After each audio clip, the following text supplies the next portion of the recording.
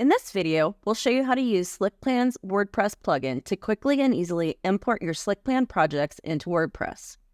To get started, you'll need to install the Slickplan plugin in WordPress, export your Slickplan project as an XML file, import the XML file into WordPress using the Slickplan importer. Once you've imported your project, you can customize the import settings to match your needs. For example, you can choose to import the project as pages, post, or a mix of both.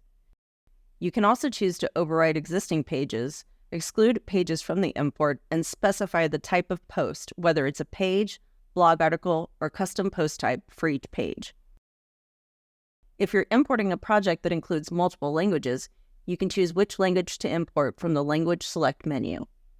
If you're importing files, images, videos, or PDFs in your Slickplan project into the WordPress Media section, make sure you check the box labeled Import Files to Media Library. Once you've customized the import settings, you can click the Import Pages button to start the import process. Once the import is complete, you'll see a list of imported pages in WordPress.